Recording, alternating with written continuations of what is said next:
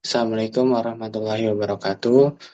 Perkenalkan, saya Syarul Kurniawan dari TI 24P dengan NIM 1167. Di sini saya akan menjelaskan dengan studi kasus proyek pembukaan kafe menggunakan teori jaringan. Di sini saya mengamati studi kasus dari teman saya yang sudah berpengalaman kerja di sana. Yang tugas ini juga termasuk syarat untuk memenuhi tugas operasional riset 2 dengan dosen pengampu Ibu Anissa Indah Pertiwi. Kita masuk ke studi kasusnya. Studi kasus dalam pembahasan teori jaringan ini diambil dari perencanaan sebuah usaha kecil atau UMKM, yaitu proyek pembukaan kedai kopi atau kafe. Proyek ini dipilih karena memiliki rangkaian aktivitas yang saling bergantung satu sama lain, sehingga sesuai untuk dianalisis menggunakan metode teori jaringan.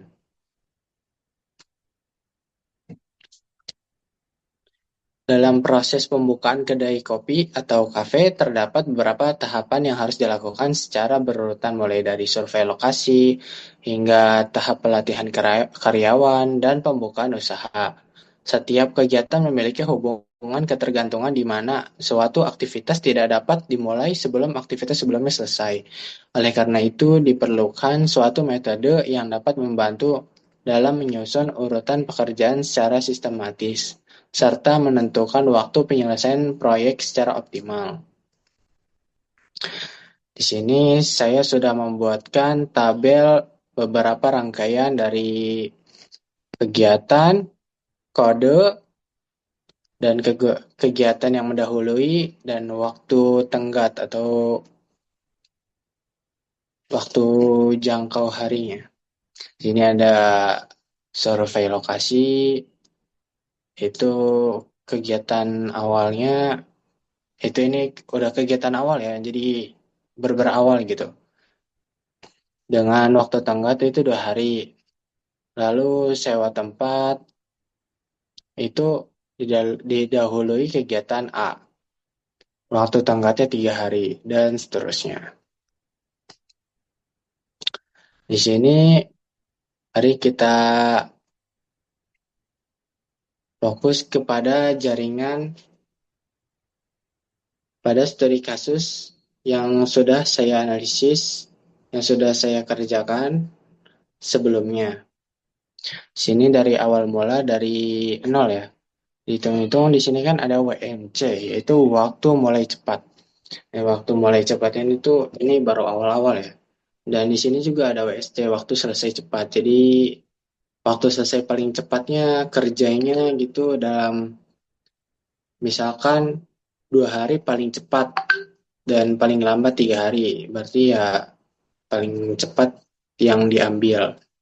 Yang paling cepat itu yang di atas, nilai yang di atas. Lalu di sini kan nilai A-nya 2 ya, seperti pada tabel sebelumnya.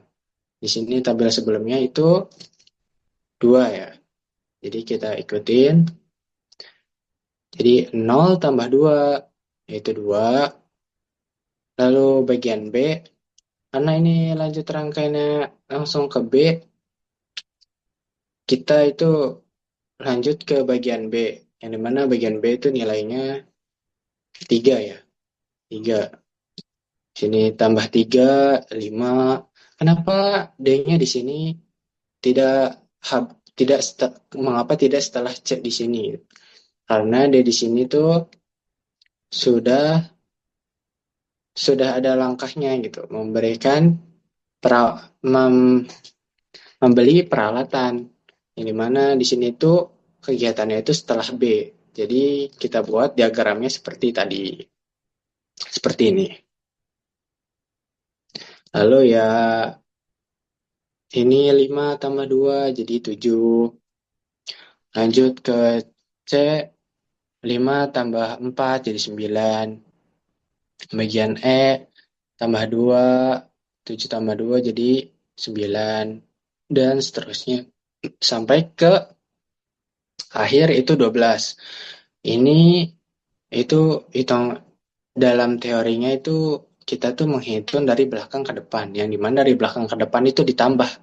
Jadi ya yang tadi saya hitung tadi itu ditambah semua jadi dari belakang ke depan. Dari dan kalau misalkan dari depan ke belakang itu dikurang. Seperti ini kan kita awal mula dari 12 ya. Dan ini juga dimulainya itu dari yang bawah karena yang di atas sudah keisi semua kan. Jadi tinggal yang di bawah mulai dari 12 kurangi satu jadi 11. Dikurangi lagi 2 jadi 9. Dikurangi 2 juga jadi 9. Dan seterusnya sampai ke titik 0. Di mana titik ini kan ya balik lagi gitu ke awal gitu kan. Sama aja kayak tadi cuman teorinya kita tuh cuman apa ya? Beda dari plus sama minusnya. Plus sama negatif. Yang dimana dari belakang, hitung dari belakang ke depan dan dari depan ke belakang. Lalu di sini juga ada yang namanya WML ya. Yang tadi ya saya kasih tahu itu yang sebelumnya kan ada WMC itu waktu mulai cepatnya. Misalkan ya waktu mulai cepat ini kayak misalkan dalam pekerjaan ini tuh paling cepat 2 hari, terus paling lambat misalkan 3 hari, berarti ini WML. Dan itu juga yang dimana WML itu selalu di bawah. Lalu jika kita sudah mengetahui jalur kritisnya, yaitu jalur kritisnya yaitu A, B, C, E, G, terus dan A, B, C, F, G. Kenapa di sini D tidak termasuk? Karena WKC-nya dan WKL-nya tidak seimbang. Jadi ya tidak kritis gitu, tidak kritis. Ya begitu saja penyampaian dari saya. Mau kurangnya mohon maaf. Assalamualaikum warahmatullahi wabarakatuh. Terima kasih.